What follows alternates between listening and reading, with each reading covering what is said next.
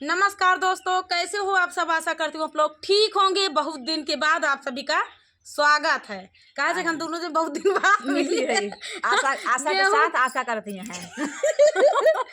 गेहूं काटा मारे हम सब जुटा रहे हैं। भगवान हम लोग भगवान खूब हल बुलवाएं। आंधी हल के नहीं और देर कह दे हल बुलवा के और देर कर सही या झुरवा के मारे तब तो भगवान तो हरदय गैस महंगाई गए दुनिया भरे के आफत यही सुना ससु कही कहे। अरे बहनी पता लागत रही लॉकडाउन लागे। हाँ लेकिन ये कहा कि मोदी लागे ना आए हैं। अरे हमार फेवरेट सरकार मोदी है। सही है, नरेंद्र मोदी हमार फेवरेट सरकार। सही बात है। जब से जाने लाए भाई हाँ हमारे जाना का तो नहीं के जाना का। हाँ हमें नहीं के जाने और तो बहुत जने आए क्यों जाना नहीं के सब आए ना ऐसे चला गए।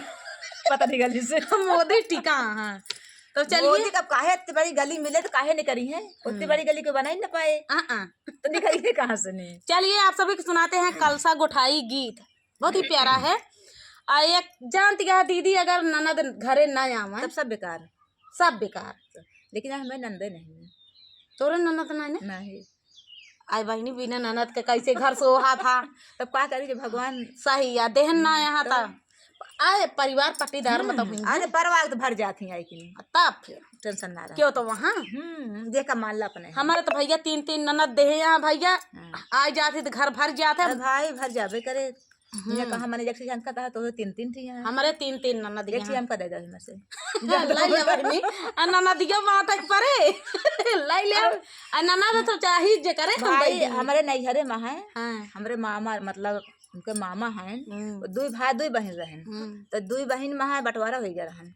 एक भाई एक बहन के रहन एक भाई बहन के रहन तो इहो भाई बांट लीन जात ना। और का भाई हमारे ननद यहाँ लाई जा तब ननद के मनसा ननद नंदे होती ननद नंदे होती। चलिए सुनाते हैं कलसा गोठाई गीत। सबको प्यार से सुने भैया, प्यार दुलार आशीर्वाद हे इतना भर भर इतना भर भर के आशीर्वाद दे। हाँ बखार भर जाए। हाँ और क्या। चलिए सुनाते। जगमग कराई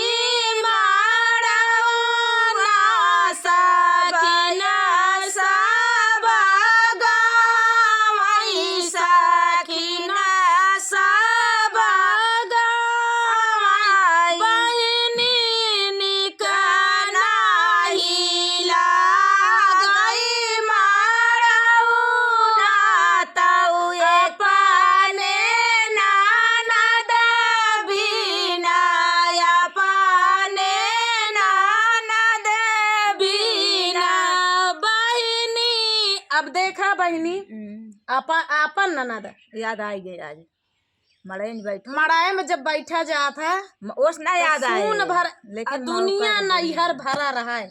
लेकिन एक ननदिया बिना बहनी निकाला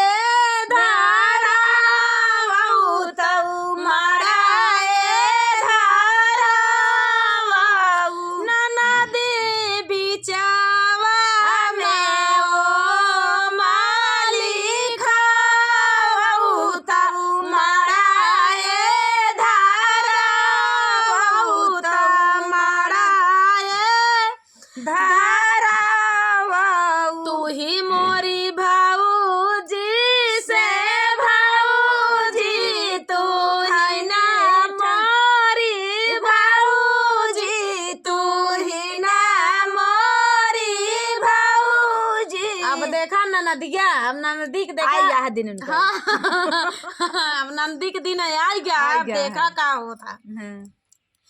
तो ही मोरी भाऊजी से भाऊजी, तू ही ना मोरी भाऊजी, तू ही ना मोरी भाऊजी, भाऊजी काला सा गोठाई कुछु ने बैता बाई, हासा गोठा बैता बाई, काला सा गोठा बाई, भाऊजी काला सा गोठाई कुछु ले बैता बाई, काला सा गोठा बैता बाई, काला सा गोठा बाई। का लेबू का लेबू बतावत ही हो।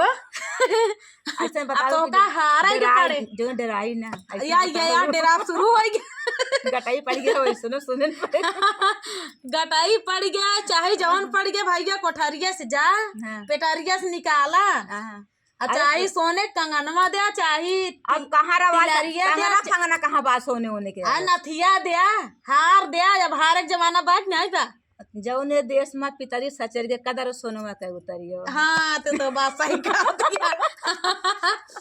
पितरी के सब धरा है जोन लेत हो लैलू। देख ला सस्ते में निकला चाहत यहाँ। अब भैया जो सोना बंद हो गया, इतना महंग सोना हो गया है, इतना महंग चाहे सोना हो चाहे सस्ता सोना हो, सोना सोना ही कहवाए। तो सोना तरह पितरी सब यहाँ है ना। हाँ गोल्ड गोल्डन। छाट लू सब जो छाटे गोल्ड। तो चलिए देखते हैं ननदिया का मांगा था। हाँ मांग ले देखी भैया। भौजैया ननदिया के मांगे के पहले ननदिया तो मंगबे भाई, भौजैया का आतिया देव देव। हाँ भाई देव तो हमार है ही है। बड़वार करेजा है, हमार जग सून रहा तोहरे बिना। सही है। तो जो तोहरे बिना सून है हाँ। तो हम जोन मांगबू हम देव। जोन मांगबू हम तैयार है।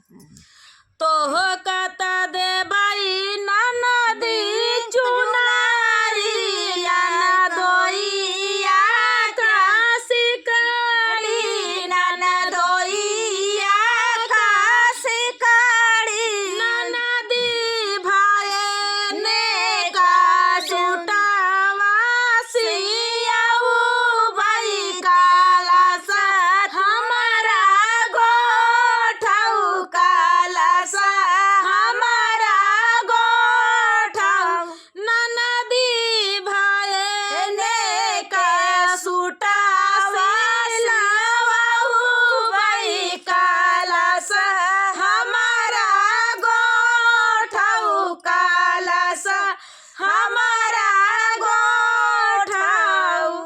तो दोस्तों बहुत ही प्यारा, हमको तो बहुत अच्छा लगा। अच्छा है ये है भाई। तो ननद भौजाई के प्यार दुलार बना रहा है, बस और का। और मान सम्मान बना रहा है। बस ननद लेट हो रहा है कम कम प्यार दे। ले आओ। हाँ प्यार दुलार दे, प्यार उनका से एक मिल लोटा जाना सब पानी, भर गया। एक लोटा पानी दे दिया, तो प्यार से सम्मान से, और का बस उतना नहीं बहुत है। देखा कुछ था ना मोर कहीं। बोला, मोर बोला खुश था। के मारे खुशी हुई जो।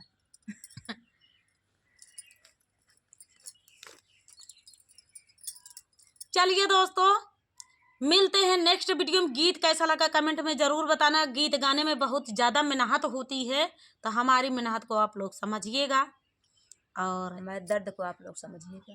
दर्द बहुत है। दर्द है।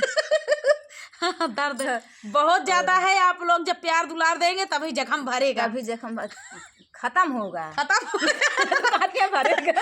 अब जख्म की बात करें ना, जख्म तब भरा है। हाँ।